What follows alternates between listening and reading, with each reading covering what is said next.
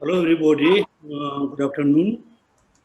I hope all of you healthy and happy. As usual, at the beginning, we cultivate the right motivation, the motivation for becoming Buddha. So becoming Buddha is our main objective to achieve. Then the purpose, the reason why we need to achieve the Buddhahood, why we need to be Buddha, because we want to benefit towards all sentient beings. Why we need to care about all sentient beings, not only myself, because all sentient beings used to be our kind, compassionate mother. Why we believe all sentient beings used to be our dearest mother? Because we believe in previous lives. There wasn't just one previous life. There were countless previous lives. Therefore, we have connection with all sentient beings. We have a very special connection with all sentient beings as a mother and child. Therefore, we have to accept all sentient beings. We recognize, whether we recognize or not, still we must accept all sentient beings used to be our dearest mother. In this moment, we are human beings. We are very fortunate to recognize all sentient beings as our dear mother. Not only just recognize, also we are very fortunate. We have the ability to free them from suffering. Also, we are very, very fortunate to have the opportunity to achieve Buddhahood. Therefore, at the beginning, everybody focus only one objective, which is Buddhahood, to benefit all sentient beings.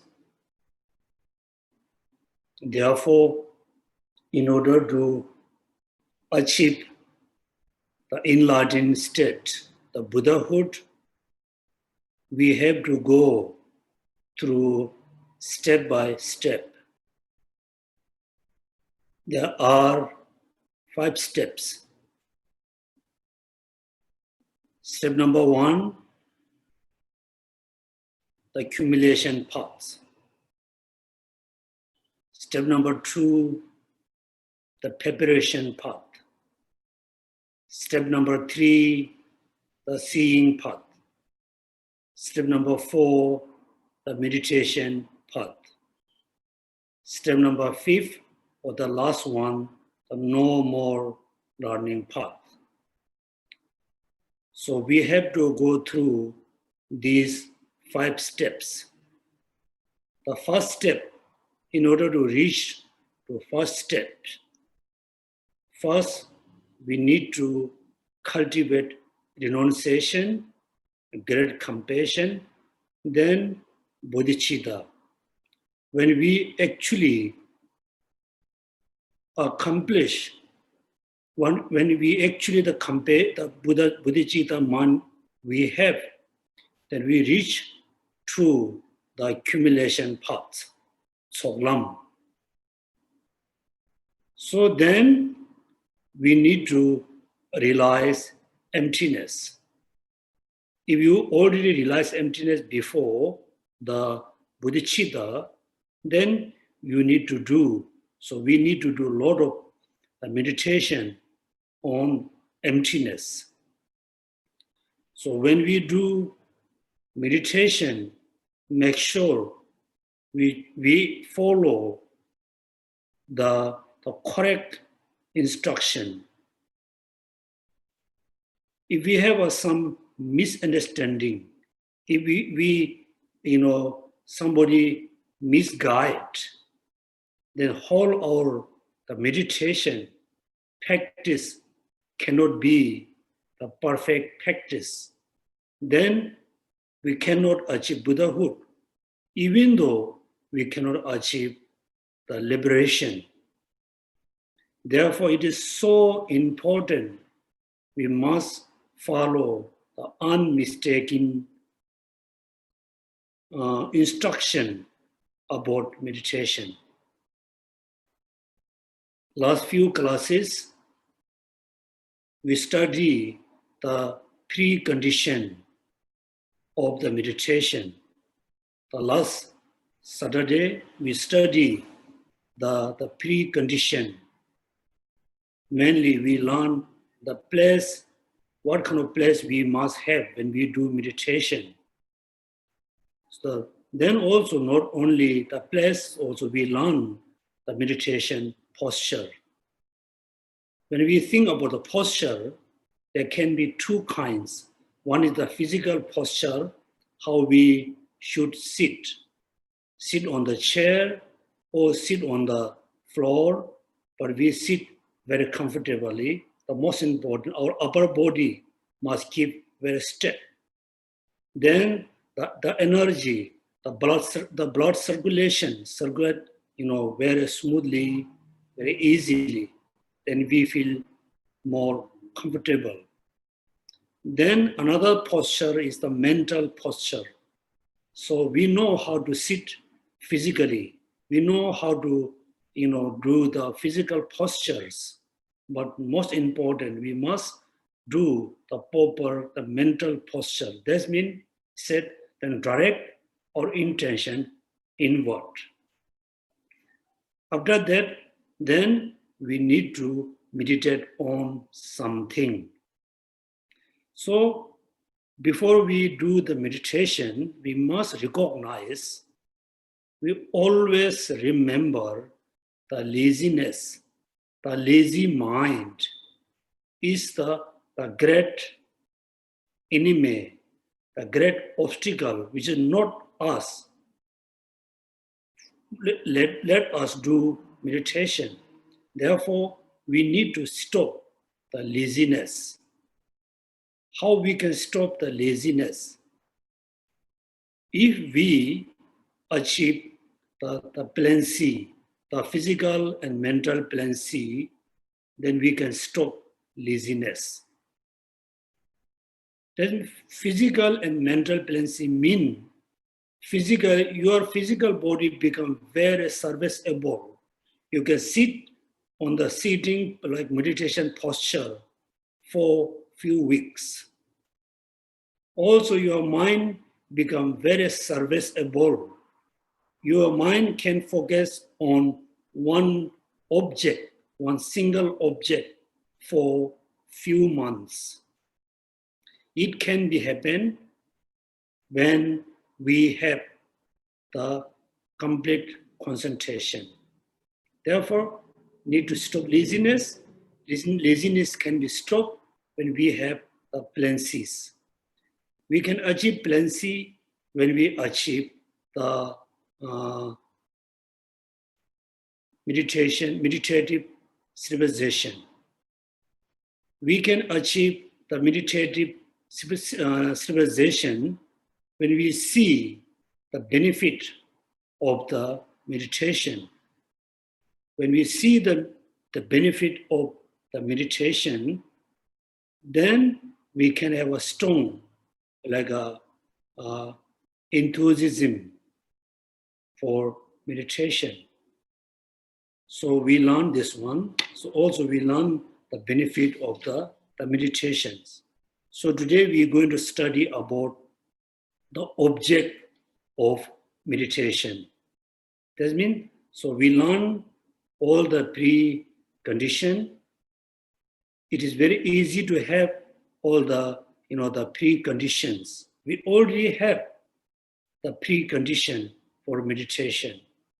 Now we need to recognize what is the objects, what are the objects of meditation. So please turn on page number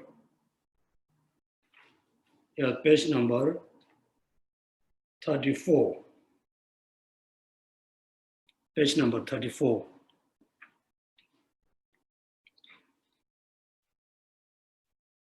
So what to do while focusing on object of meditation? This section has two parts. What are the two parts? Number one, identifying the object of meditation upon which your attention is set. Right? Identify the object of meditation upon which your attention is set. Number two, how to focus your mind on the object of meditation. First, as to identify the object of meditation upon which your attention is set. It has two parts. So please read number one.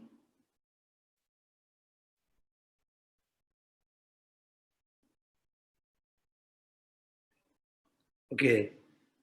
Number one, a general presentation of object of meditation.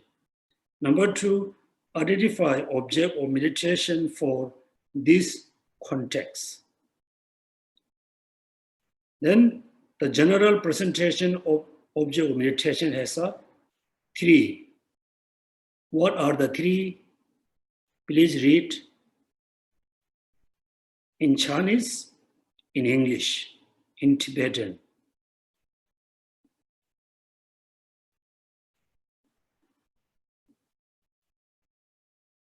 The object of meditation themselves.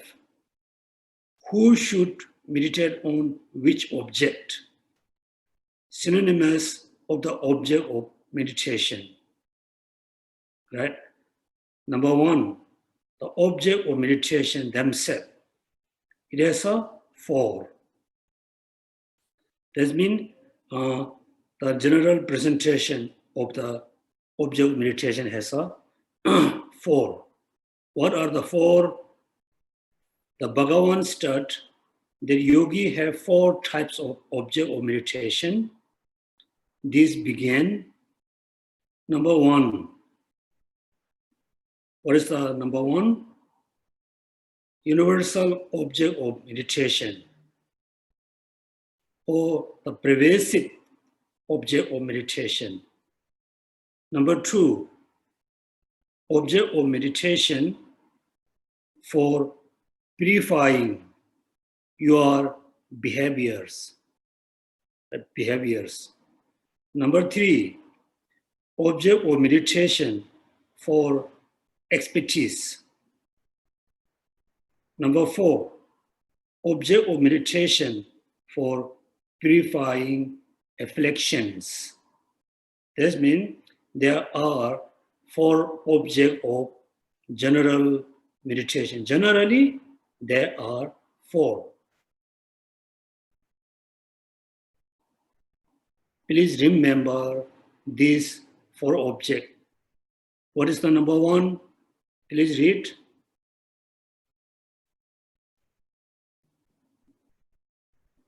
Number two,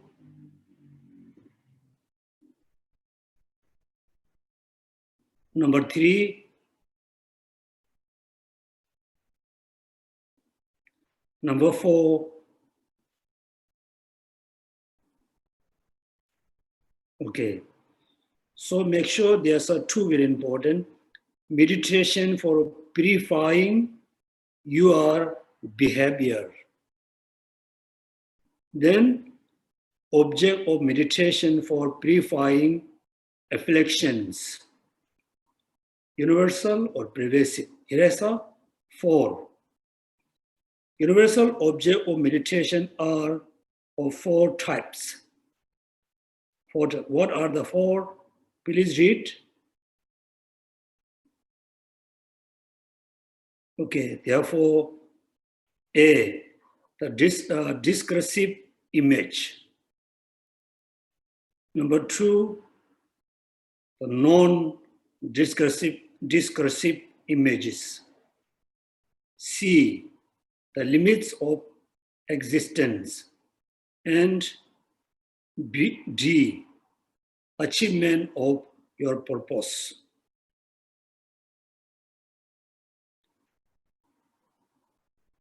The 2 types of images, discursive and non-discursive, are posited in terms of the observer, right?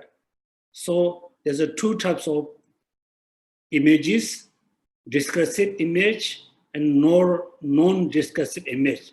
These 2 can differentiate based on the observer, not from the object, observer.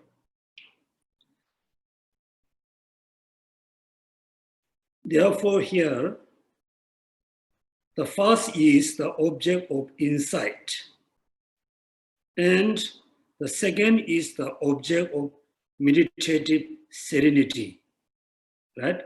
That means we have 2 kinds of most important meditation, which is insight and serenity. So the image, the images, when they become object of insight, then the image we can call discursive image. When the image become object of serenity, then the image become non-discursive image. So why? You can see the reason. The image is not the actual, please look carefully, the image is not the actual specifically characterized object upon which your mind is focused, but rather the appearance of the objects appear to your mind, right? The image is not the actual, specifically characterized object upon which your mind is focused, but rather the appearance of the objects appear to your mind. Now, let's, for example, so first we look at the image of the Buddha. We look at the Buddha statue, right? We look in through our eyes, and at the same time, we have the image of the Buddha in our mind. So when you do meditation, you should not, just look the Buddha statue instead of looking the image.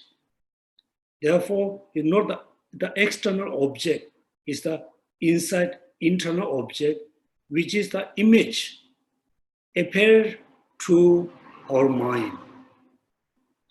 The image is not the actual specifically characterized object upon which our mind is focused, but rather the appearance of that objects appear to your mind. Clear? Make sure this one you must understood. When you carry out analysis while observing an object, then the image is discursive since analytical thinking is present, right? That means, let's say, now everybody focus the image of the Buddha. Which image we are talking? We are not talking about the external image, the picture, the painting, the statue. We are talking about the mental image, the image which is appeared to our mind. Right? Then, so the mind just only focus the image, not doing any analytical, and not really analyze about the image. Then the image we name non-discursive image.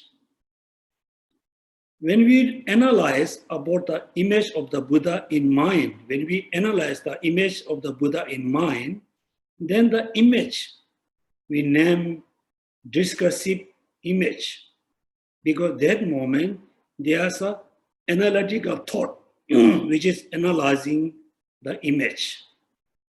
All right, that means image two kinds, discursive, non-discursive. These two can differentiate based on the observer. When the mind absorbs the image, at the same time do analyze, then the image become discursive. When the observer, the mind just absorbs, just looking at the image, not doing any analytical things, then the image become non-discursive. Then the image is discursive since analytical thinking is present. When you stabilize your mind without analysis, while observing an object, the image is said to be non-discursive since analytical thinking is absent. Right? As for this image, what object of meditation are they image? What object of meditation are they image? So just we talk about image. Right? Image. Then there's a question here. What objects of meditation are the images of? Right? The answer here, there are the images. What kind of images? There are the images, or you can say image or aspect of the 5 objects of meditation for purifying behavior. That means there's a 5 objects, right? 5 objects of meditation for purifying behavior. The 5 objects of meditation for expertise, and 2 objects of meditation for purifying afflictions. Totally, there are 12 objects. 12 objects. Then the image is the image of the 12 objects, which is appear to the mind or the aspect of the mind. So again, once more, the question, as for these images, what object of meditation are the images of? Then the answer, there are the images or aspect of 5 objects of meditation for purifying behavior, and the 5 objects of meditation for expertise, and 2 objects of meditation for purifying afflictions. That means there are totally 12 images, which is image of the 12 object, which is appear to the mind or aspect of the mind. Right? Therefore, so discursive and non-discursive. C, the limit of existence. The limit of existence are posited with reference or to the absorbed. Now he's talking about the object, absorbed, not observer, absorbed object. There are two limits of existence. I think this one we can put very simple way. The limit of the existence are posited with the reference to the absorbed object. There are two. That means all the objects of meditation we can include into only two kinds of object: the conventional phenomena and ultimate phenomena. Doesn't matter how many objects of meditation are there, all of them we can include into two, which is conventional and ultimate.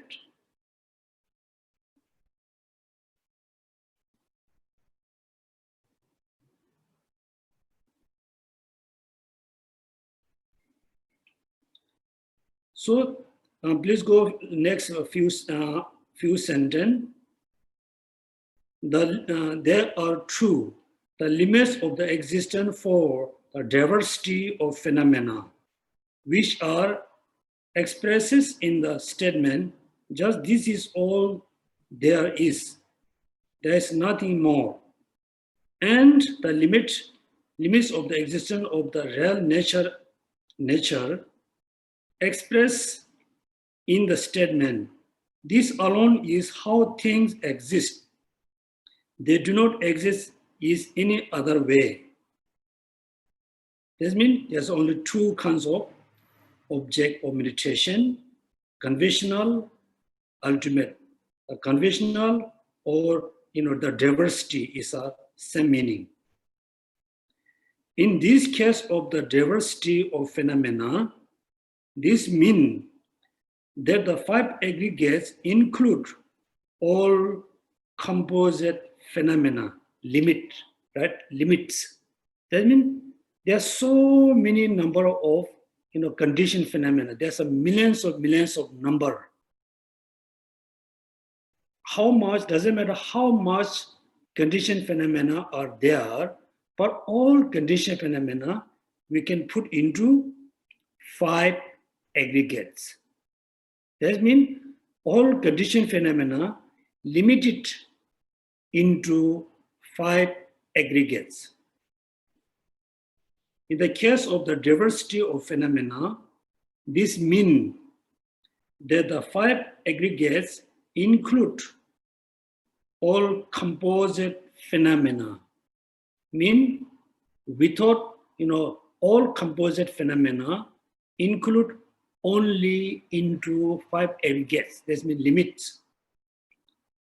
The 18 constituents and the 12 sources include all phenomena. The 18 constituents and the 12 sources include all phenomena. That means all phenomena we can include into the 18 constituents. Also, we can include all phenomena into 12 sources. 12 sources. Here, what are the 18 constituents? 18, number 18. What are the 18 constituents? It's very simple. We have five sense. Then we have a 6 mind. Totally, there are six mind. Then 6 object. Then 6 bases of the consciousness, or 6 organs of the consciousness. There's a totally 18. For example, when we look in the color is the object of the consciousness. The consciousness absorb, perceive the color. The consciousness perceive the color based on the eyes faculty or eyes organ. That means there are 3. Same, rest of the 5 consciousness has a 5 consciousness, then 5 object, then 5 faculty. That means totally 18. 6 consciousness, 6 objects of the consciousness, the 6 faculties of the 6 consciousness. There's a total 18. Then 12 sources. Again, I think the 6 consciousness, 6 object. There's a totally 12.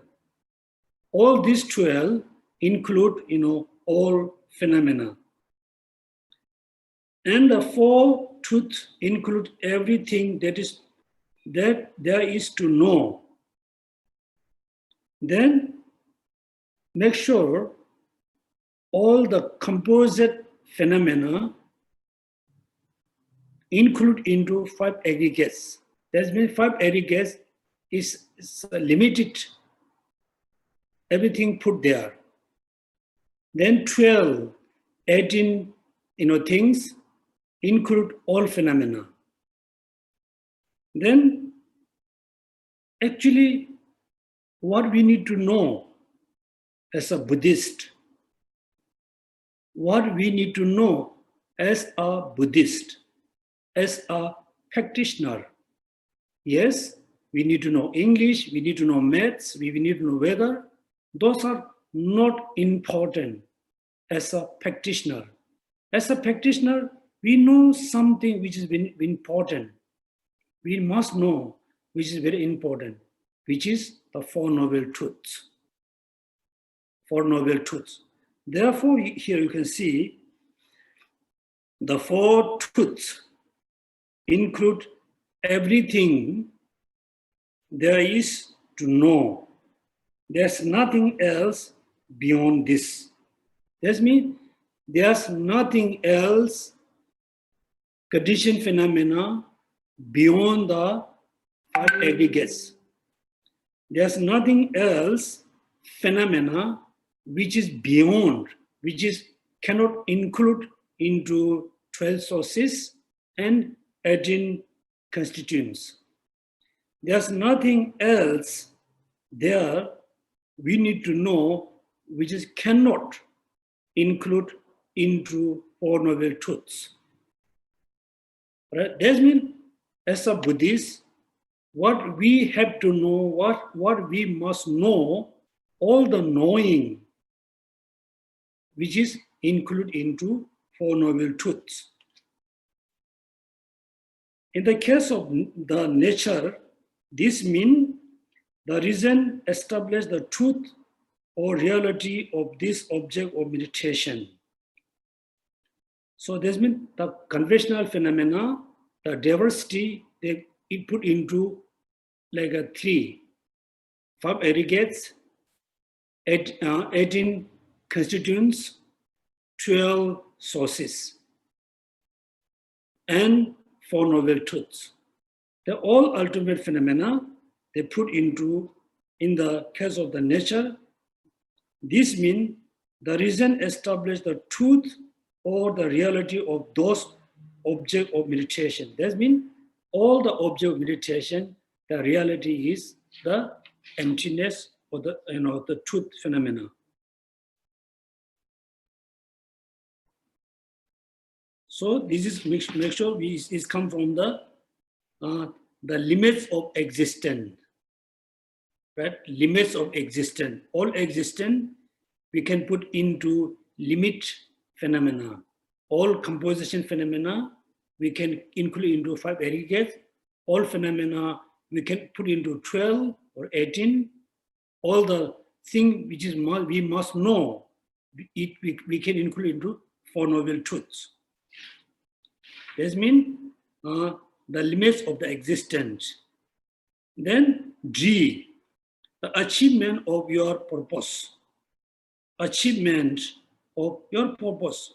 So what is your purpose to do, observing this object? What is your achievement? What is your achievement to do this kind of meditation? Focus on this object. Therefore, page number 36, achievement of the purpose is positive in terms of the result. with either serenity or insight, you direct your attention to the image of those object of meditation, right? That means, so what is the achievement to use those objects of your meditation? That means with either serenity or insight, you direct your attention to the image of those objects. Look again, images of those objects of meditation. Then you can see, then you stabilize on them, become accustomed to them, and by virtues of the repeated practice, you become free from your dysfunctional tendency, undergoing a fundamental transformation. Right? Therefore, first you need to know all the objects. Then your attention, you direct, focus on this object. Not just focus only one time, focus for many times continuously. Then what happened? Then you can stabilize your mind, become accustomed to them, then become free from your dysfunctional tendency. But right now, when we do meditation, after 5 minutes, 2 minutes, 3 minutes, we cannot do any more meditation because we have a dysfunctional tendency. So when we continuously focus, any of this object, then our mind becomes very stabilized. Then our mind can be free from the dysfunctional. Then our mind can be transformed. These are the object of meditation themselves as a 4. Number 1, the universal object has a 4. Now, what are the 4 of the universal object of meditation? A, please read. B, C, D.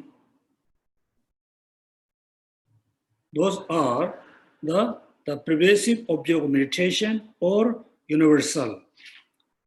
Now we move to the second object of meditation, which is object of meditation purifying your behavior. Object of meditation for purifying your behavior. So before we go into it, first we need to know behavior.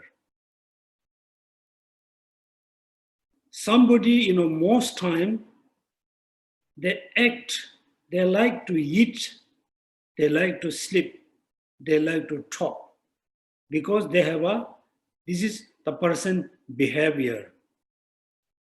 Because the person mind is dominated by desire and attachment. Somebody naturally, loves to argument, like fighting, like annoying people, because the person mind is dominated by anger, hatred. That's why the person behavior like the angry person, like behavior. So here what we need to know what kind of behavior I have. You recognize yourself. You have a behavior because of attachment, because of anger, because of ignorance. You need to know about yourself. Therefore, object of meditation for purifying your behavior. Object is as a 5. Object of meditation for purifying behavior are objects that purifying behavior in which attachment or the like hatred delusion. Delusion refers to ignorance, pride, and discursiveness. Discursiveness, many thoughts is similar. Is the predominant. There are 5. What are the 5? There are 5 such as object of meditation. Respectively, there are A, B, C, D, E, right? Ugliness, love or compassion, dependent arising, differentiation of constituents, and inhalation and exhalation. Those are the object of meditation, purifying our behaviors. Of this, the object of meditation on the ugliness consists of the 36 ugliness pertaining to the body, such as the head and the body here, and external ugliness, such as the crops turning into blue. So therefore, I think you can Google what are the 36 ugliness. So this means attachment, right? So there's a 5 object of meditation because there are 5 different behaviors. That means there are 5 negative thoughts. First, attachment. Then hatred or anger. Then delusion. Then pride. Then discursiveness. Those are the thoughts we need to reduce. So how we can reduce attachment? So there's a different kinds of attachment. Somebody have a very strong attachment position. Somebody have a very strong attachment for belongings. But most commonly, as a sentient beings, as a human, we have a very strong attachment our physical body, your own physical body and other people's body attachment. Therefore, we have a lot of problems. Therefore, we need to meditate on ugliness in order to reduce the attachment towards the physical body. There are 36. Then when an aspect of impurity and ugliness arise in your mind, when an aspect of impurity and ugliness arise in your mind, you keep your attention on it, right? When you see something pure, then you use some reasoning and logic, then you knew that things look like very pure, but it is impure, right? When you notice this is actually impure, then your attention just look at on the impure. Therefore, his look is very important. When an aspect of impurity and ugliness arise in your mind, you keep your attention on it. You just keep your attention on it. So love involves focusing on friends, enemies, and person towards whom you have neutral feeling, and having attitudes at the level of meditative occupants, or providing them with the help and happiness. Keeping your attention on those objects of meditation with the love attitudes is called meditation on love. Right? This means first you get angry towards someone and you apply the Buddha advice, teaching, use certain logic and reasoning until you can see the person is just nice. Then you have a love and compassion, and your mind just focus on the person, have an altitude with love and compassion. So love referred to both, to the subject, attitude, and the object, the being. Generally, when we say, please meditate on love, means there's a two meaning. One, you have to think all sentient being is very loving and kindness is an object. Then also when you say, please meditate on love, mean your mental attitude transform into love towards someone and just keep the love continuously. There's a two, meaning. Love can be object, can be subject.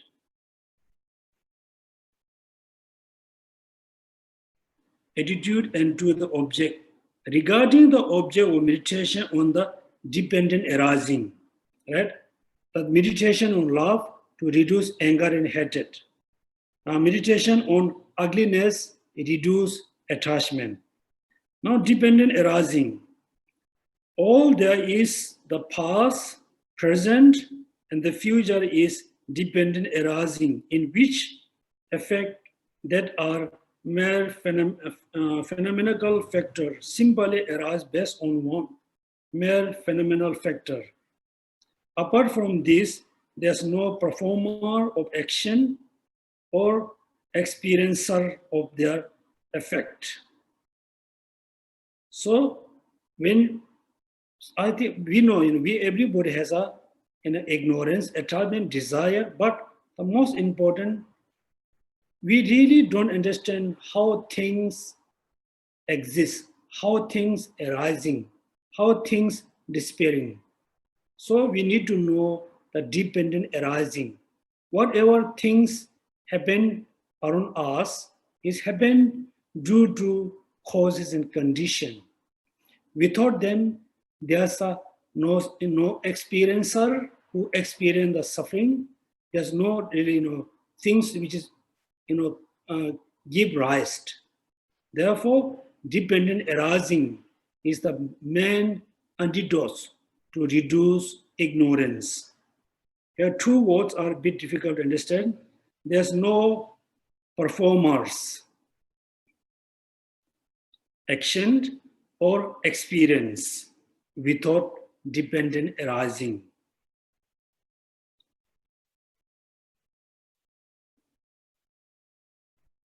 You focus your attention on the fact the whole is there.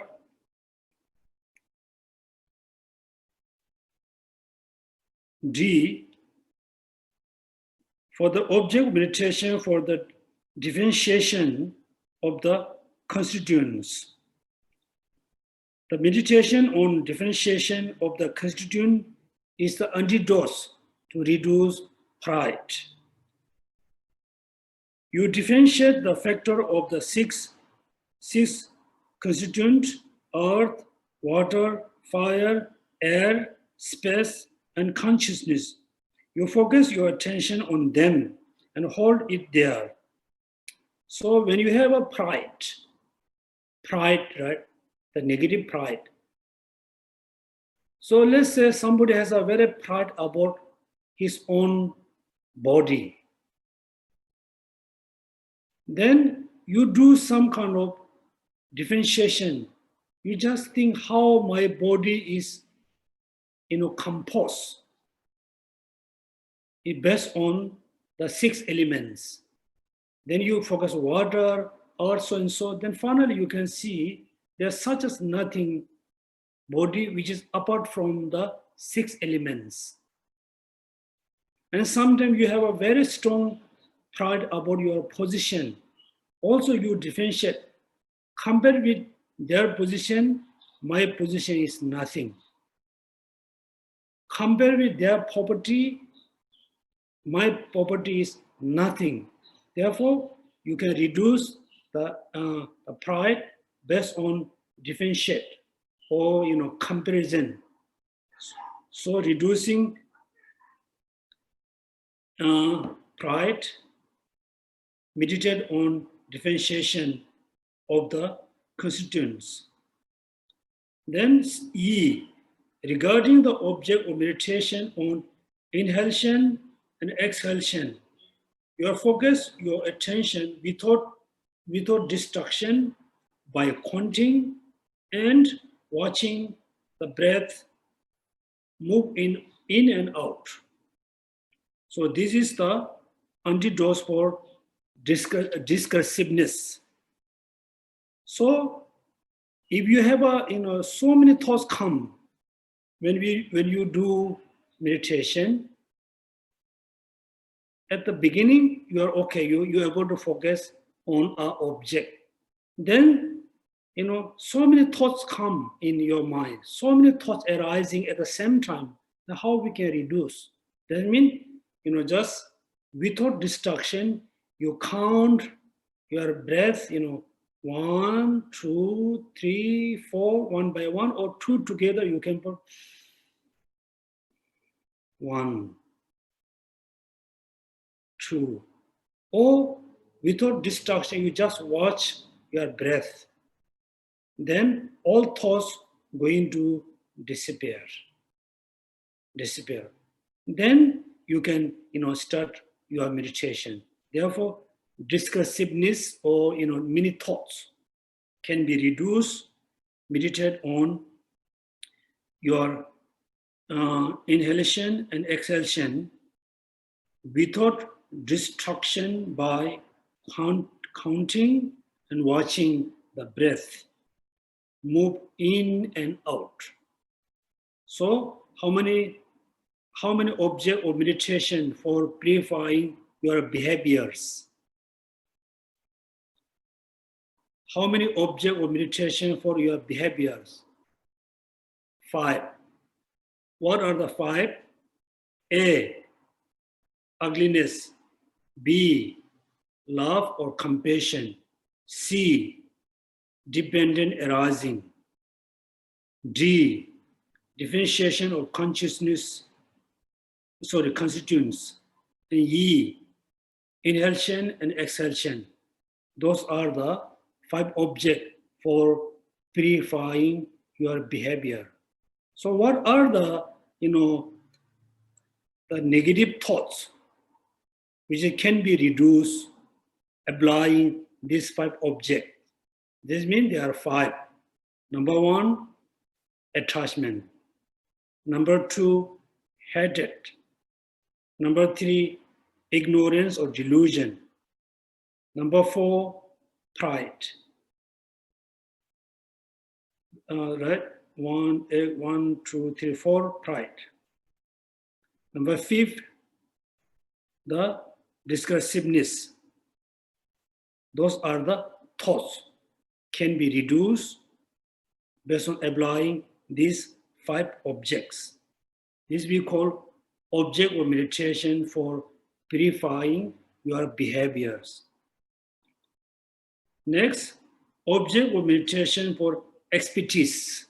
Mean you have to be expert.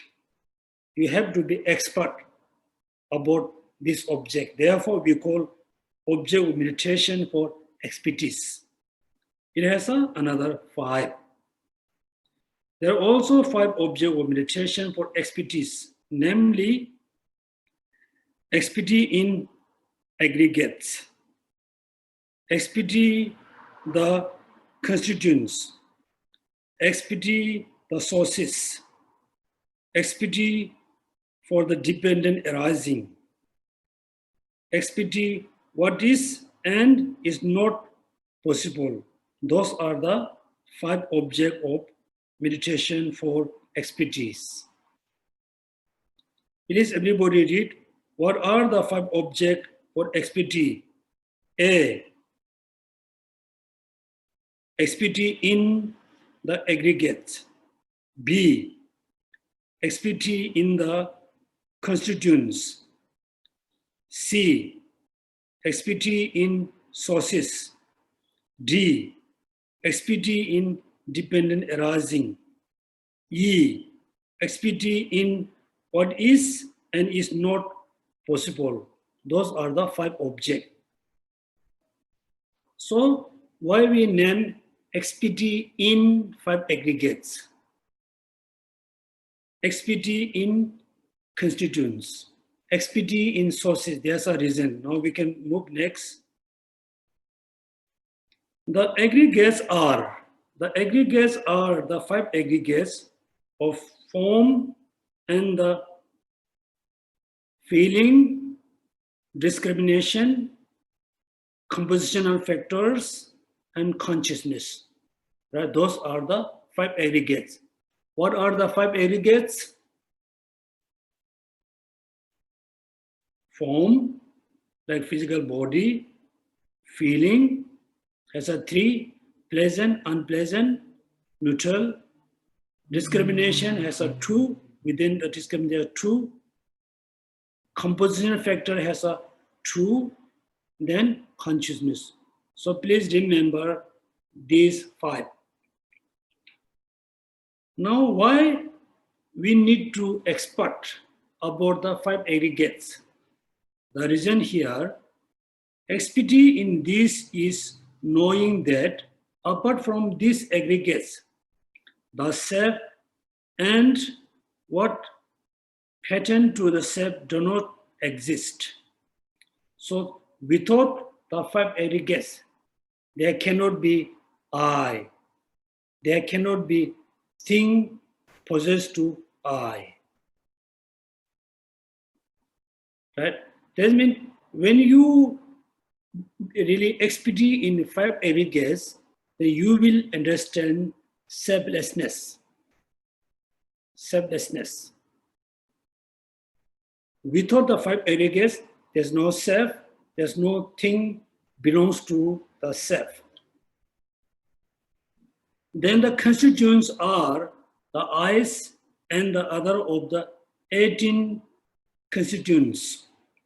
Right? 18 constituents mean 6 object, 6 consciousness, the 6 faculty, totally 18. The connection, for example, color is the object. Then the consciousness perceive the color based on the eyes faculty. If something happens to your eye faculty, you cannot perceive the color. You cannot have the consciousness. Therefore, you can see, in order to perceive the color, you need eye consciousness. The consciousness must depend on the eyes faculty. That's why, same in rest of the 5. There's a totally 18. Now, why we need to expert in these 18 constituents? But the expertise in them is knowing that the causal condition by which those constituents arise from their own seats. That means seats mean their own condition. So when you remember, when you notice, I'm hearing a sound, voice. How you hearing the voice? Because you have a air consciousness. Therefore, you can perceive the object, which is sound. Only air consciousness, if there's no air faculty, you cannot perceive. Therefore, when you become expert about the 18 constituents, then you become expert about the causal condition. The sources are the eyes and the other of the 12 sources. Expertise in this is knowing that the 6 internal sources are the dominant condition. Right? 6 internal sources are the dominant condition, in the 6 faculty for the 6 consciousness. That the 6 external sources, the object, right? The 6 external sources are the object condition. and that the mind which has just ceased in the immediately preceding cease is the immediately preconditions. Now you can see there's a totally three. The dominant condition, which is the six faculties.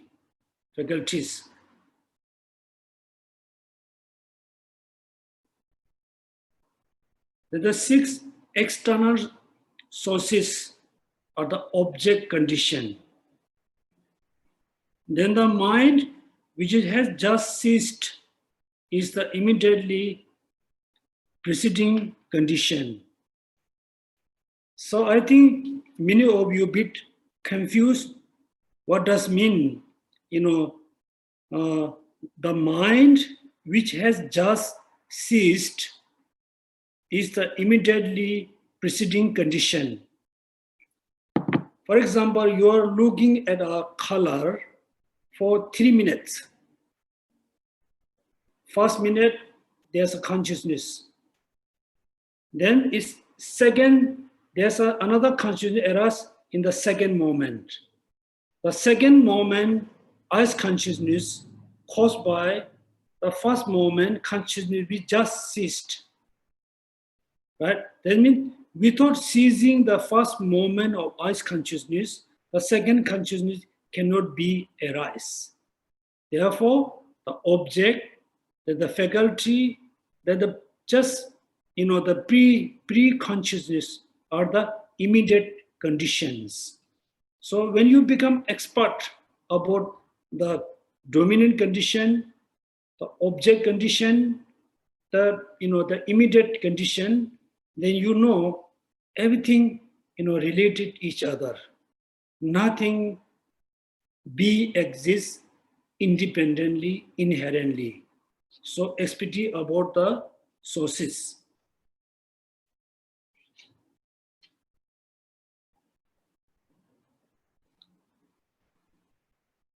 D, dependent arising is the 12 factors. So 12 dependent arising, 12 factors.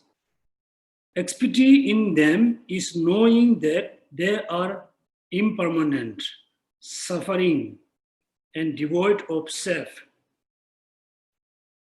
So when you become very expert about the 12 factors, then you will realize impermanence. Because the 12 factors arise depend on others. That means the previous factor become the condition for the second factor. The second factor become condition to the third factor. Therefore, you will understand impermanence. Not only impermanence, you will understand suffering. Then devoid of self.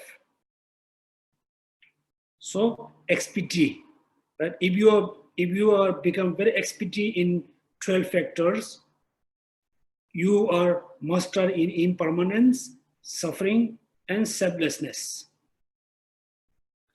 So what is and is not possible referred to such a thing as is being possible for pleasant and fruition of arising from virtuous action, but not possible for a pleasant fruition to arise from the non-virtuous action.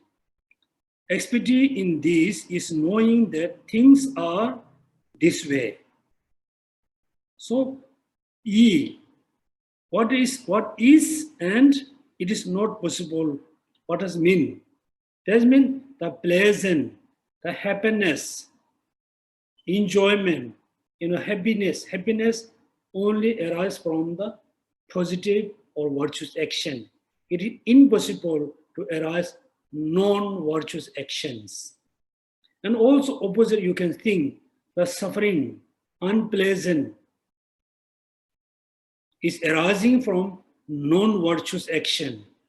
It is impossible to arise from virtuous actions. When you become very expert about the virtuous action, arise pleasant and happiness, not unpleasant and suffering. When you become expert, the non-virtuous action arise suffering and unpleasant, not pleasant and suffering, then you will know all conditioned phenomena like that. Therefore, here you can see expertise in this knowing that things are this way. This is particular cause for the expertise in dependent arising. The differences is here. You understand the diversity causes. So expertise in the what is end is not visible. Actually, it is part of the dependent arising. But when you become expert about the last, the object, which is what is, and it is not visible, then you will know things arising from many different causes and condition. For example, it's a very common belief in Buddhist society, or it's very common, we everybody believe, oh, I'm sick for long time. It is my karma. We only think it is my karma. This means we are focusing only one condition. It is not the right way to think. Yes, it's my karma, also is my behavior, or is due to so many different conditions. So we cannot just pick upon the karma. So when you become expertise about how things arise, how things exist, how things establish, is established from so many different conditions. Therefore, when we sick, yes, we believe it's due to my karma, not only karma, due to our food, due to our drink, due to the weather, due to the environment, due to the stressful mind. There's so many conditions. Therefore, in order to solve the problem, the sickness problem, we're not just only focusing our karma, also we need to consider the food, drink, weather, environment, so and so. Therefore, when you think this way, therefore you have a, you are looking for many different methods to overcome the problems. So this means there are five objects for meditation for expertise. Okay, once more, what are the five objects for expertise? A, aggregates, mean five aggregates. B, constituents, that means 18. Sources, 12. Dependent arising referred to the dependent arising, like dependent 12 factors.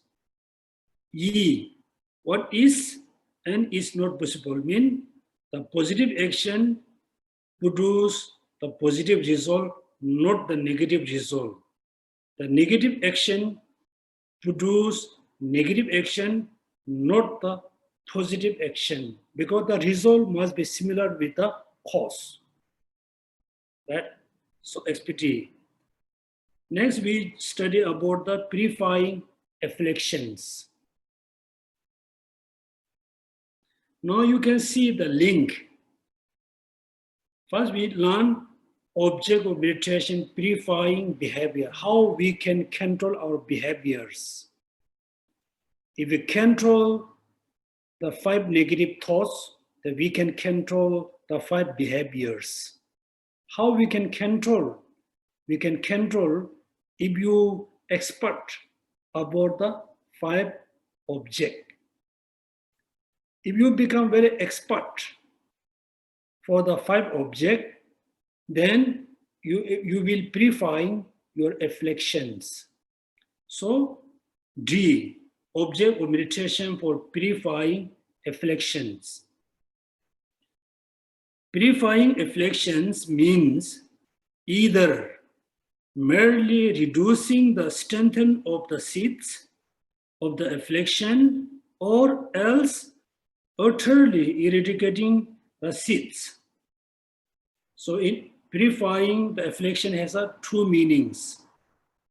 Purifying affliction means either merely reducing, like reducing the strength of the seeds of the afflictions, or else utterly eradicating the seeds. That means, so purifying has two meanings. Was you reducing the afflictions of the seeds, or you are totally eliminating the seeds of the afflictions. Please remember these two. So please read the first two sentences. Purifying affliction means either merely reducing the strength of the seeds of the afflictions, or else utterly eradicating the seeds. That means there's a true meaning of purifying afflictions. In the former case means purifying affliction merely reducing the strength of the seeds, right? How we can merely reducing, not eliminating, no eradicating. In the former case, the object of meditation are the competitive grossness of each lower stage and competitive calmness of each of the higher stage. Right? For the former case, the object of meditation are the competitive grossness of each lower stage and competitive calmness of each higher stage, proceeding from the level of the desire realm up to the level of the nothingness. That means how we can merely reducing the affliction seeds. So I think again, I put it the simple way. Let's say right now we are human. Where we are in the desire realms. Also above us. Above doesn't is physically is a low and above. There's another beings who are more calm, more happy, more peaceful, and also the environment is more pure.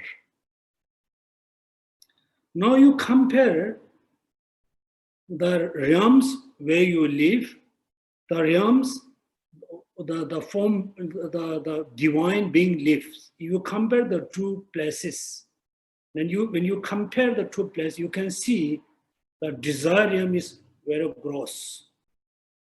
The form realm is more calm. Now you compare the desire realms and the hungry ghosts, the lower realms, hell realms. Compared with the hell realms, the desire realm is more calm, more peaceful, more pure, more happiness.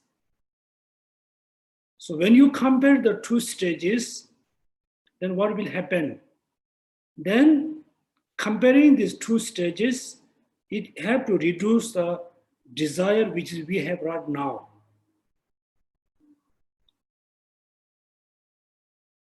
Competitive grossness of each lower stage and the competitive and the calmness of the each higher stage, proceeding from the desire realms up to the level of the nothingness is the higher stage of the samsara.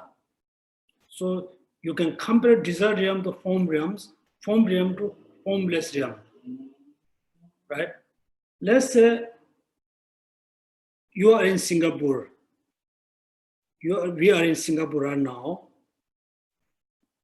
If there's a better country than Singapore, right? Singapore, when you compare the two countries, Singapore and the other better country, then you have a less desire, less attachment toward Singapore. You have a more desire, more attachment toward the better country. This means you have to reduce attachment, desire, anger towards the desire, the place where you live. Therefore, we call transcendent and non-transcendent path. Transcendent and non-transcendent path. If you do meditation about only the competitives between the lower and higher realms, it can reduce the affliction seeds, but cannot eradicate. Therefore, we call non-transcendent paths. Second, in the latter case, the object of meditation are impermanence and other of the 16 aspects of the Four Noble Truths. I hope you remember the 16 aspects of the Four Noble Truths. When you use this as an object of meditation, this refers to the 16 aspects or Four Noble Truths. When you use this as objects of meditation for cultivating serenity, you do not analyze. Please remember, when you use this as object of meditation for what?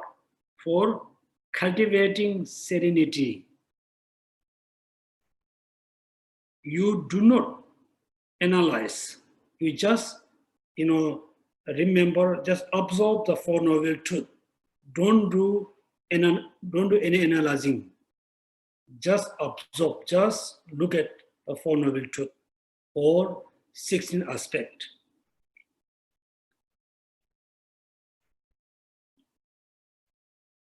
But instead keeping your action on any one cognition of the aspect of this object that's appeared to it, right? That means when you use the Four Noble Truths, object of meditation for cultivating serenity, you do not analyze, but instead of analyzing, keep your attention on any one cognition of aspect of the object that appeared to it. Let's say among the Four Noble Truths of suffering has a four aspects. First, impermanent. Based on your physical body, when you realize impermanence, that means your attention just only merely focus on impermanence. Don't do any analyze impermanence. So that moment, you are not just looking the external impermanence. You are just keep your attention the impermanence which you realize in your mind.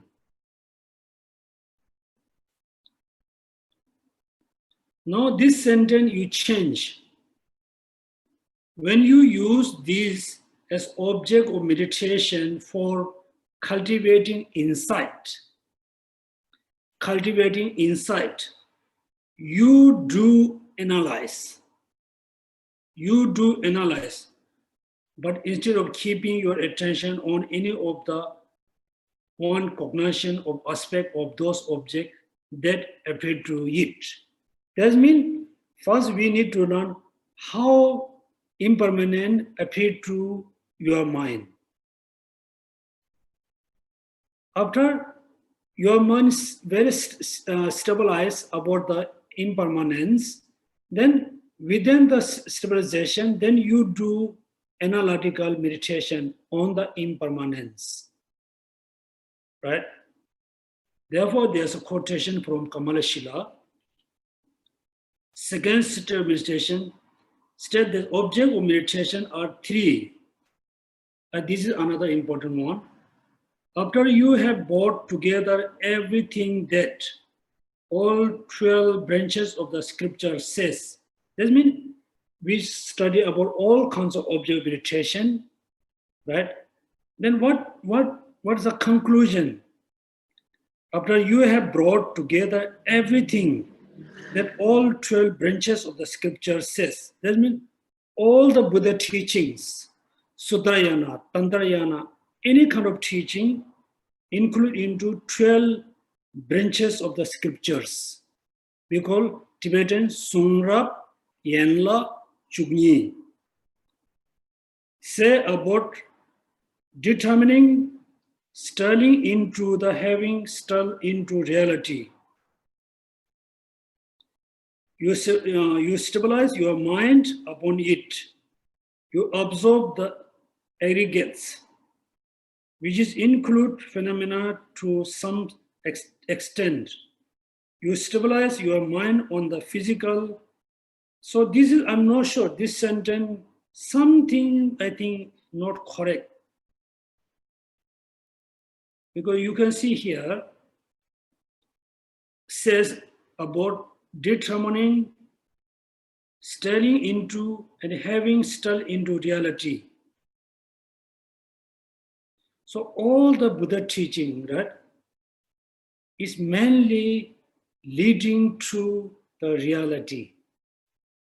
So in Tibetan, we can say, Jolwa, Tekonanila, Jolwa, Bappa, Appa. Mean first in all the teaching grossly lead to understanding emptiness grossly, then more precisely. Finally, the main focus about emptiness.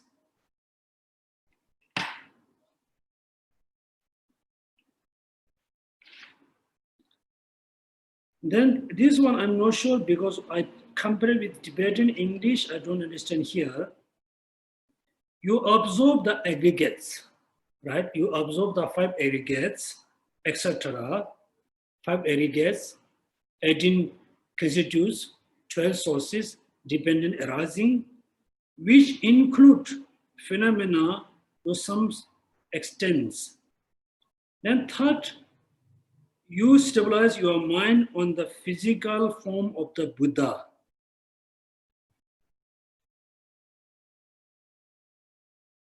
That means first you do some kind of some context of meditation. Once your mind becomes quite stable, then you focus on the Buddha. You stabilize your mind on the physical form of the Buddha, which you have seen and heard about the Buddha. Right? How do you stabilize your mind on things such as the aggregates? When you understand now, how to focus things together in one point.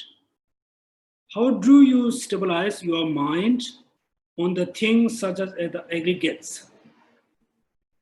When you understand how all compositional things can be included within the 5 aggregates, you mentally collect them gradually into the 5 aggregates.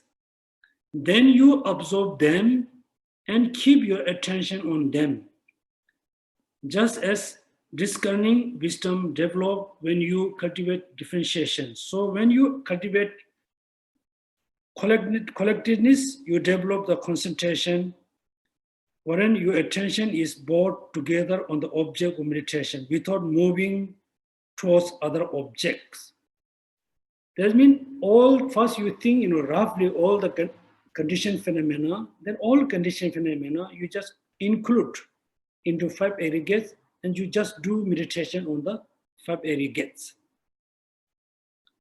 Right? Because 5 aggregates, you mentally collect them gradually into the 5 aggregates, then you absorb them and keep your attention on them. Then, just as a discerning wisdom develops when you cultivate differentiation. So that means then slowly you lead to the, I think, insight object of meditation. So I will check in Tibetan. This one I'm not sure. There's something, there's a,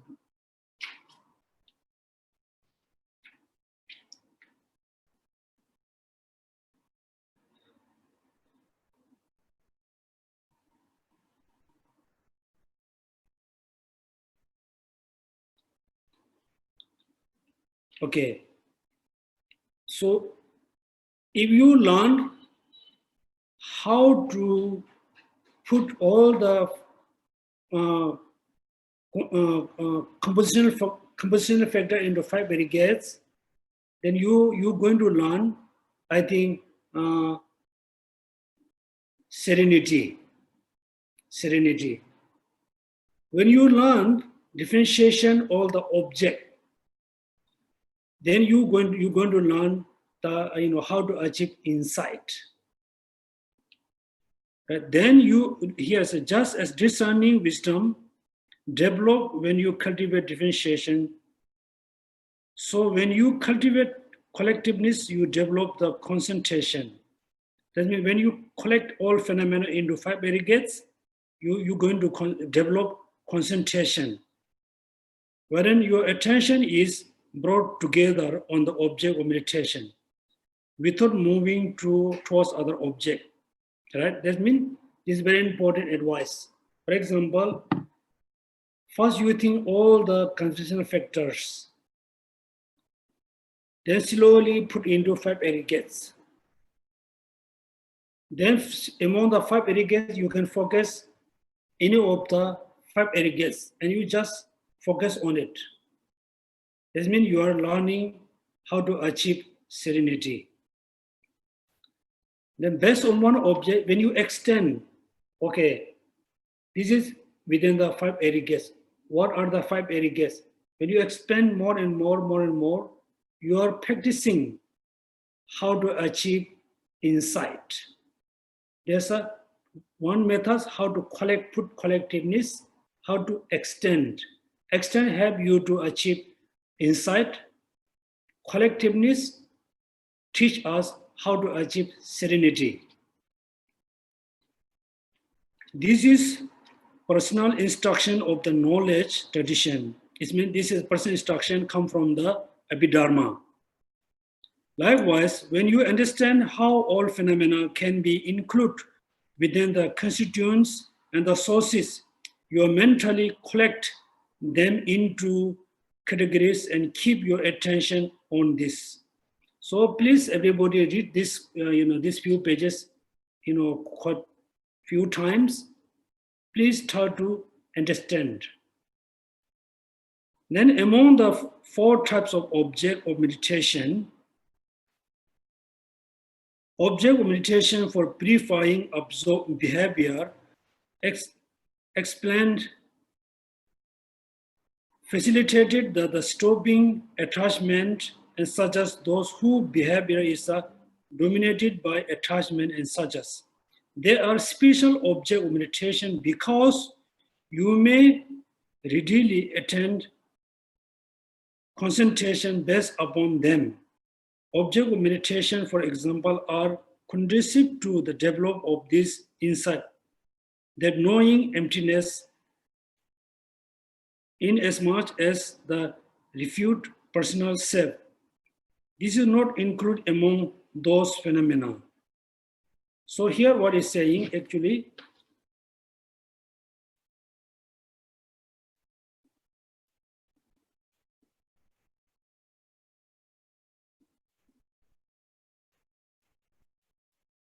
so why it is so important to use the object for meditation purifying the behaviors, right? Behaviors. Object of meditation for purifying behavior, as explained, facilitates the stopping attachment and such as those who behave is dominated by attachment and such as. So that means, so before we do kind of meditation, I think we need to know which kind of which of the 5 thoughts dominating my mind, right? Somehow you can think, you feel each time when I do meditation, I always remember, the things like drinking, eating, like chit-chat with friends. Your mind is more going towards like the desired object. That means your mind is dominated by desire, attachment and desire. Therefore, this kind of thoughts, you to stop to do meditation. Therefore, you need to reduce this one first. Then you can do the actual meditation. Some of you may feel, whenever I start to do meditation, I remember the person which I don't like. You remember your enemy. Means, yes, the hatred, the anger dominate your mind. So the anger is totally block you to enter into meditation. Therefore, first, you need to reduce. Therefore, the object of meditation, purifying behavior, is very important practice to, clear the strong obstacle for meditations. Right? Then next one is, so I think this we can jump. The next one, the object of meditation of expertise are conducive to development of the insight. Right? When you become very expert about all the object, is very important conducive condition to develop insight. Insight that knows emptiness is much as they are refute the personal self, there is not include among those phenomena. Thereby, they are excellent object of meditation for cultivating serenity. Object of meditation for dispelling affliction serve as a general antidote to the affliction, so they have great significance. Now, so each of the object of meditation, why we need to use. The universal object of meditation are not distinct from the affirmation 3. That means object of meditation for purifying behavior, object of meditation for expertise, object of meditation for dispelling affliction. Then the universal object of meditation are not separate from the 3. That means it already is included there.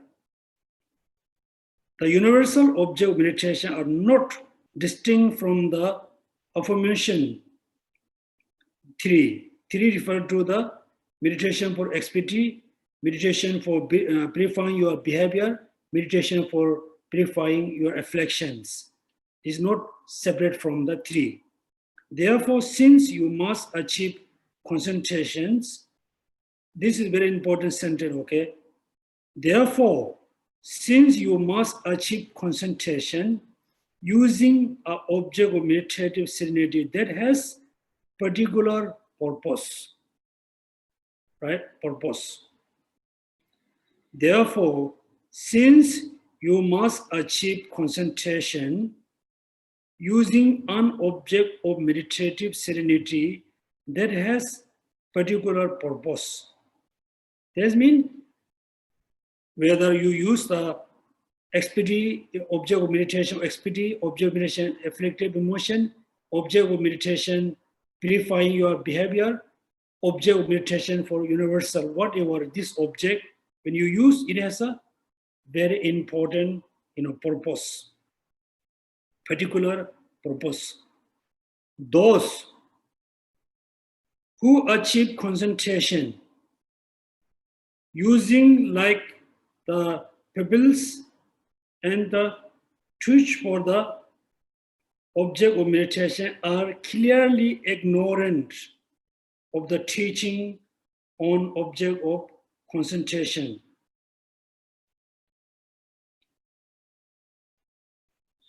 Right? So, therefore, in the previous class, somebody asked, is okay if I use the lotus flower as my meditation object? Yes, you can use the lotus flower, you can use light, you can use wood and stone, but it doesn't have an important purpose. Because if you use, the object of XPT as your meditation object, is help you to realize emptiness.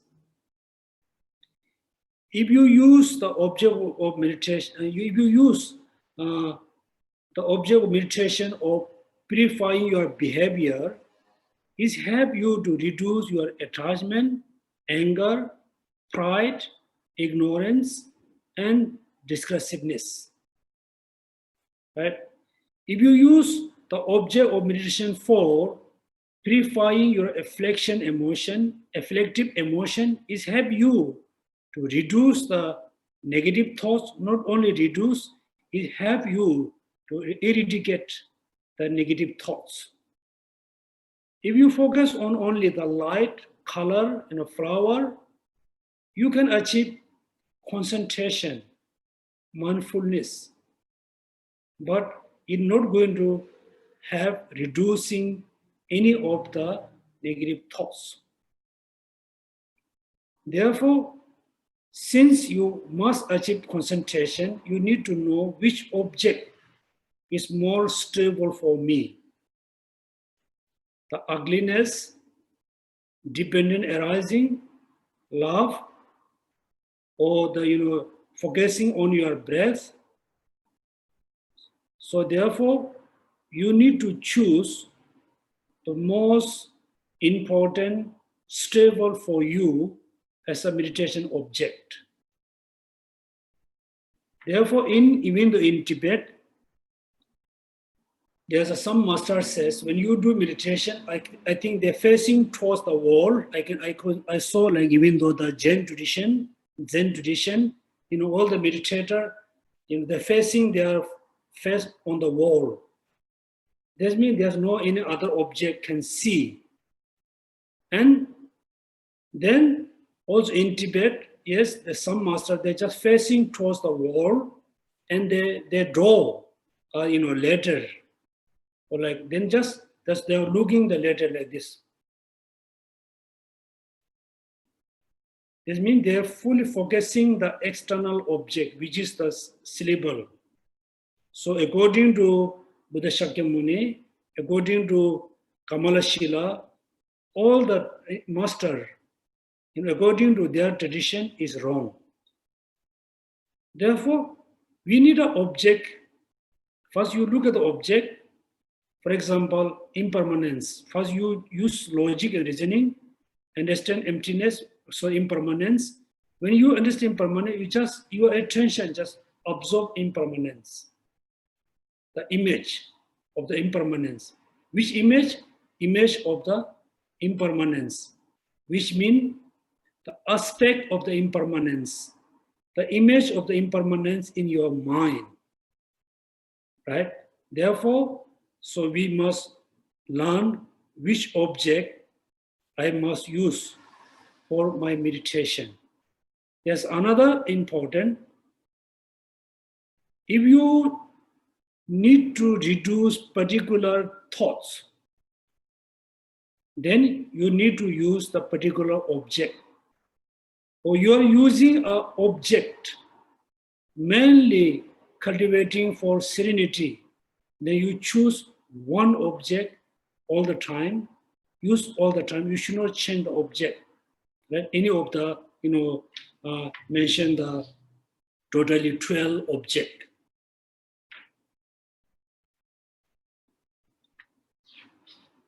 So next, we will start from who should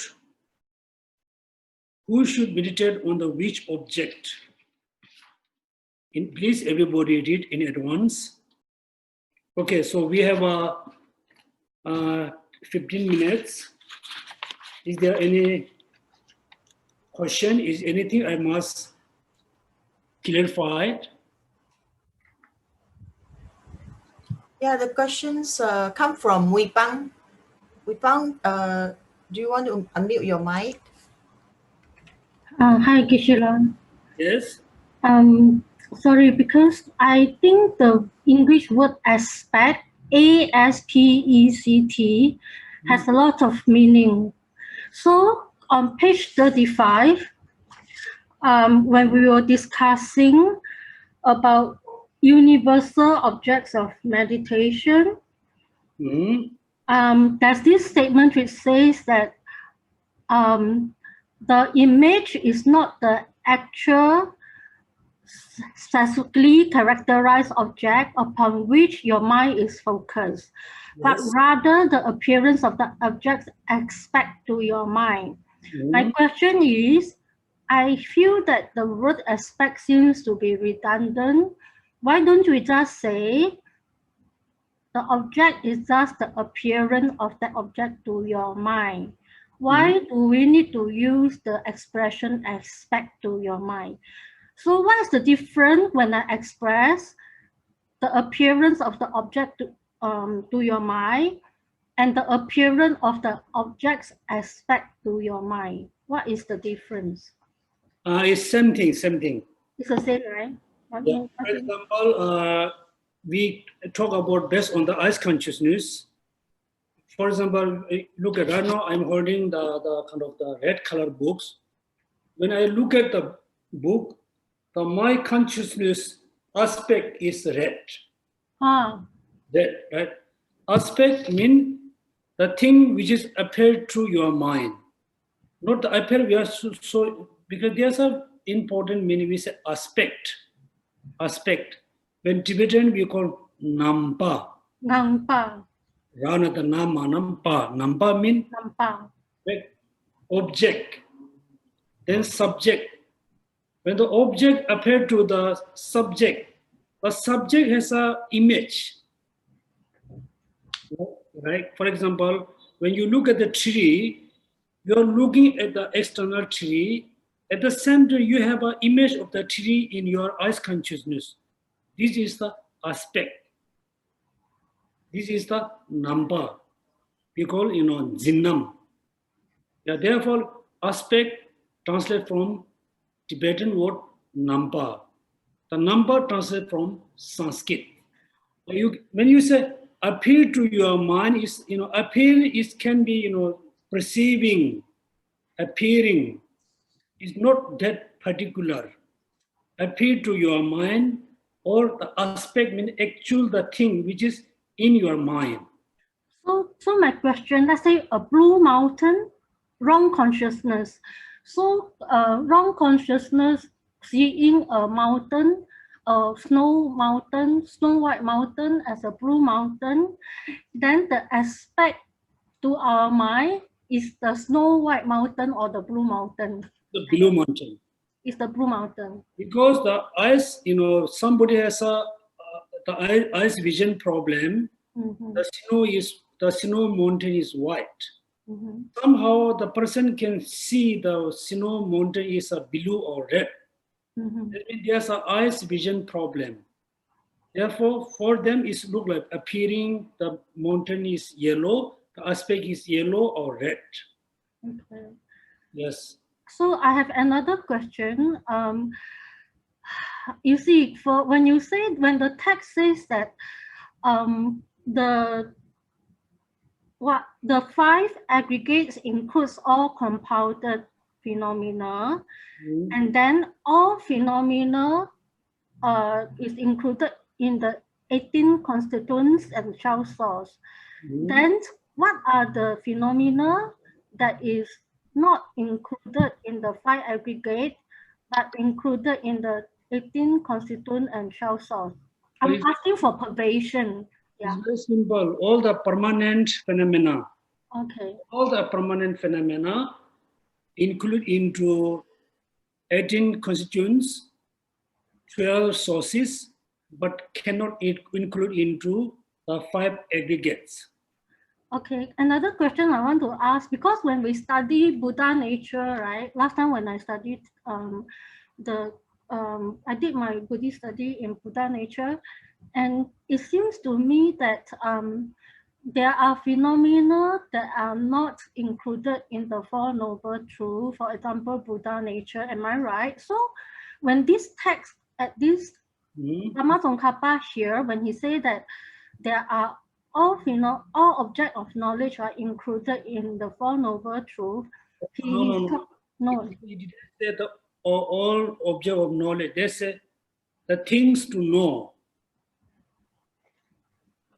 No, he didn't say the. So what is the expression? Sorry, Geshe, I can't hear. What is the expression? The thing to know is all included in the Four Noble Truths. Therefore, what is the pervasion of the things to know? Okay, when you are sick, what is the most important thing you need? Medicine, doctor, no. Medicine. We usually say medicine. Same thing. We really wish free from suffering. In order to do it, what you need to know? Four Noble Truths. Four Noble Truths. Therefore, what Buddha said is, I think, is quite a repeat for you guys. Very nicely, very importantly, what Buddha said: recognize the truth of suffering, cultivate the path, achieve the cessation, eliminate the source of suffering, right? Recognize the suffering, eliminate the source of suffering, achieve the cessation through cultivating the path. At the end, Buddha said, there's no more need to know something. Yeah. Therefore, knowledge, right? Knowledge. According to the Buddhist tradition, as a Buddhist, the area, when we said knowledge, we need to know, we need to learn, what we need to know. We need to know things which is conducive for achieving Buddhahood. Yes, therefore knowing what you need to know in order to achieve Buddhahood, in order to free from suffering, Four Noble Truths, not beyond the Four Noble Truths. So your question is, what about the Buddha nature, right? Is Four Noble Truths included the Four Noble Truths or not? Is your question? No, because it's more like when you read the text, it says that the thing to know is all included in the Four Noble Truths. I misunderstood the meaning. I thought it meant all object of knowledge is included in the Four. My misinterpretation of that statement, I read the statement as all object of knowledge is included in the Four Noble Truths. I misunderstood. Yeah. There are object of knowledge that is not included in the Four Noble Truths, right? There are so many. Yeah. Okay. Next question, please. Thank you, Geshe. Most welcome. Yeah, the next question comes from Mei Zhen. Yes, please. Mei Zhen, can you unmute yourself?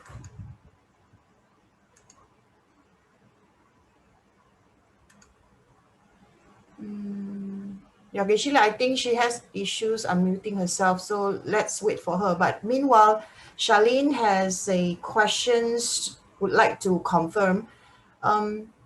Confirm aspect for individuals for same object may not be the same. Is this statement correct?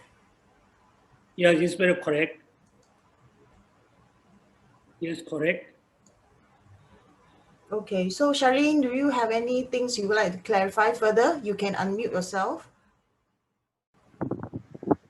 Yeah, I'd like to ask one question. Yes. Can we use the aspects of impermanence as an object of meditation for serenity? Aspect. Yeah, impermanence. Yeah. This is mainly, we have been talking about since we started the Lamrim class. there's two things. One is the external object, which is we are looking. After we looking at the object for quite a long time, short time, at the same time we have a image of the object in our mind. This we call aspect. Therefore, actually today we learn there are totally 12 objects of meditation. 12. Among any of the aspect which is appear to our mind, this is the actual object of meditation. Yes, definitely we must use one of the aspect of the 12 object of meditation, not the actual phenomena. Even though when you meditate on the Buddha, first you need to look at the Buddha for maybe 10-20 minutes or maybe a few minutes. Make sure you have a complete image of the Buddha in your mind. So since you have the picture or image of the Buddha in your mind, then you just, your attention just absorb the image of the Buddha. Just absorb. This we call non-discursive image. When you analyze about the image of the Buddha in your mind, the mental image, when you analyze, then the image we name discursive image. Yes, definitely, you must use the aspect of the object is a meditation object. But my concern is this, that every time you analyze on impermanence, your aspect of it may change, you see. So in that sense, you're not actually using the same object because that aspect has changed slightly. It depends on how you analyze, which object you analyze. For example, you have image of the Buddha in your mind. First, you can see the image of the Buddha in your very clear. You just see, you're just absorbing. You're not doing any analyzing. Second, when you analyze about the Buddha, eyes, nose, but your mind is still absorbing the Buddha. Maybe the general mind, let's say 80% of the mind is absorbing the Buddha, that 20% of the mind analyzing the aspect, any parts of the Buddha image. Then if you analyze other object, not the Buddha image, that means you change the object. While you are focusing the Buddha generally, then you do particular analysis about the feature of the Buddha. That means still you are absorbing one object, not two. If you totally use different object, then the aspect has changed. When you analyze, you are analyzing about Buddha feature, the nose and thoughts. You're absorbing the Buddha, not the absorbing the nose and the nose and eyes or whatever. This is, you must know that 80% focus on the Buddha image, 20% mind analyzing the Buddha. Yes, it depends on how you analyze, how you use the image of the things as an object of meditation. Clear? Is clear? Yes. I think so. Yeah. Okay, next question, please. One question. Yeah, Siqi, please. Hi, Geshe La. Yes. I have one question regards to the object of meditation, because you mentioned previously you recommend us to just choose one as an object of meditation. Mm-hmm. So now that there are so many different objects of meditation, how do we know which one we have completed and then we continue with another one? I thought about this question this morning. It's very simple, okay? Usually, which food do you like? What is your favorite food? Favorite food. Huh? I don't have any favorite food. I eat all kinds of food. Do you have any things which is your favorite? Not really. Let's say somebody really like say like a laksa. Mm. Laksa is the favorite food. Okay. But the person can eat other food too. So please, everybody, remember, when you do meditation, you have a two purpose.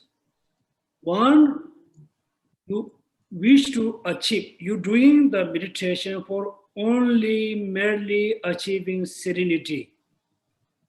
Okay, serenity. You are doing the meditation for cultivating serenity. That means you just choose one object. Even though sometimes you have a lot of disturbing minds, attachment, anger, hatred, that time you use other object as your meditation in order to reduce, calm all the other thoughts. That means when you do meditation, when you choose the object, there's a true purpose. One object you choose mainly achieving serenity. Second, many other objects you can choose in order to reduce the very particular thoughts, particular negative thoughts. Therefore, for your case, you can have one particular object which is very stable for you. Among the 12, you can choose one for cultivating serenity. This object will never change until you achieve serenity. In between, you can use other object to reduce negative thoughts like attachment, anger, hatred, so and so. Got clear?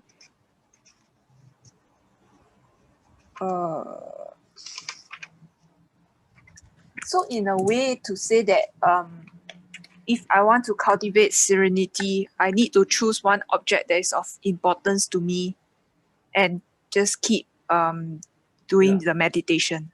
Yeah. And second, every day your emotion can be changed. Yeah. Sometimes you have a very strong disturbance emotion. In order to reduce this disturbing thought, then you use other object. So this object you are using mainly for short time reducing these negative thoughts. Or other one particular object you are using for achieving serenity. Okay. Yeah. Then I have another question. Mm-hmm. So it's regards to impermanence. Like for example, I used to think that when people pass away, it's kind of sad and it's a sad feeling. But now I have a different thinking.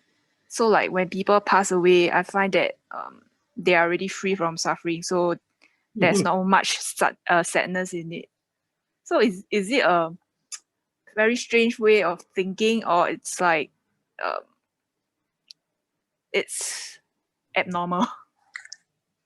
I'm not seeing it is a strange way of thinking. I not see very strange thoughts. When people pass away, if this is the last life, then yes, you can think, oh, they are free from suffering, no more suffering, right? Yeah. It's not the case. Actually, why we feel upset if somebody pass away? For my case, like 3 days ago, my auntie, my brother, my father's sister, she passed away. So she was sick for, she was quite sick for maybe 1 month. So I often make a phone call her, okay, now you are very old. So whatever you have to done, you will done. You don't worry about your family. You just focus on your recitation, chanting, visualization. Right? So then day before morning, she passed away. When she passed away, I didn't have a really, sadness. Because whatever I can do, I have done before she passed away. And also, this is the kind of, what you call the life circle.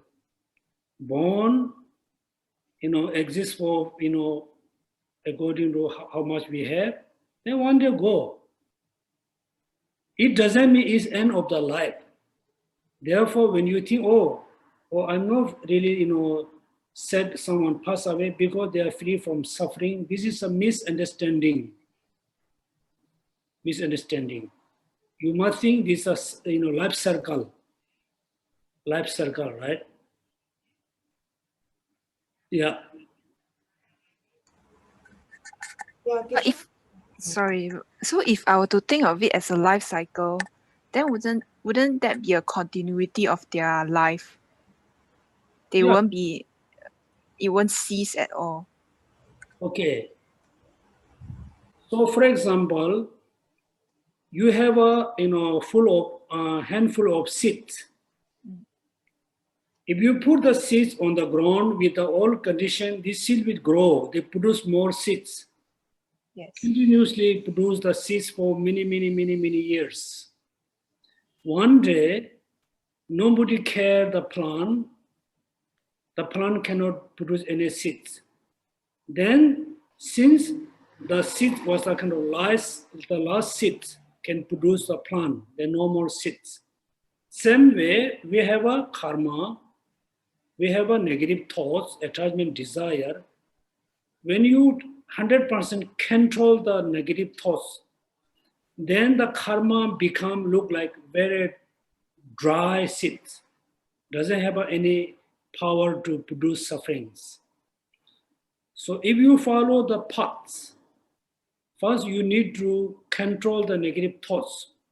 Then since there are no more new karma, all the old karma we have cannot produce any more suffering because there's no more second condition, which is the affect emotions. Then the person can cease the suffering, but the person cannot be ceased. The person can continually live forever. Yes. Yeah. Thank you, Geshe.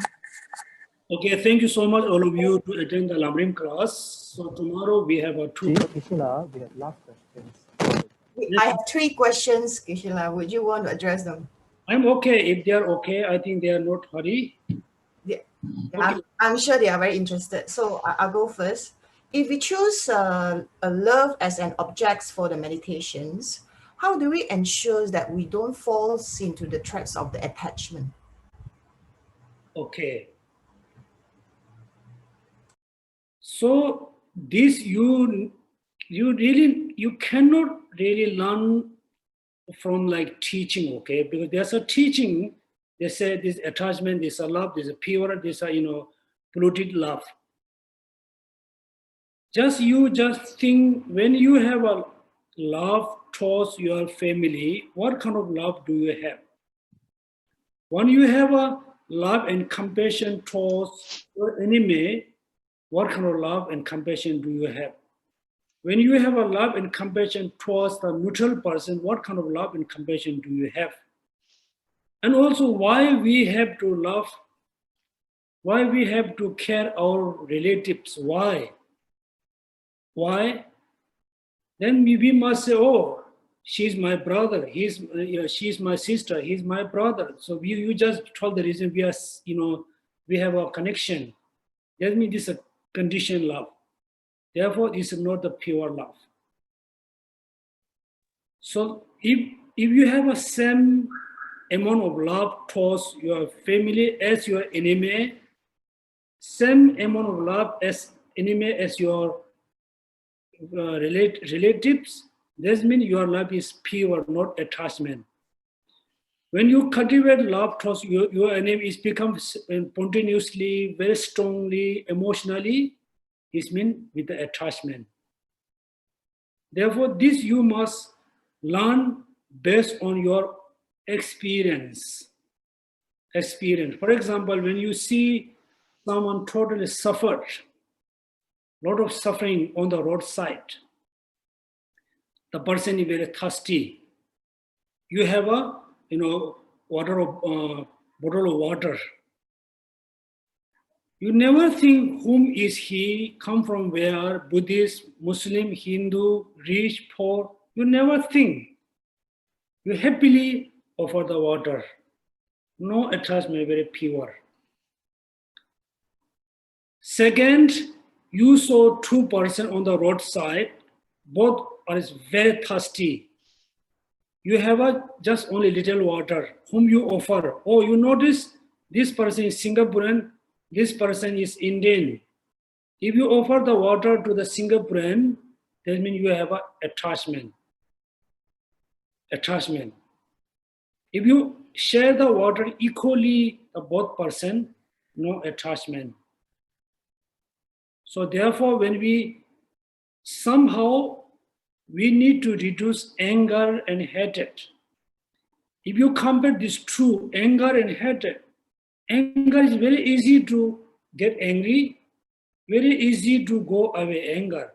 When you have a hatred, you really hate someone, is very deep.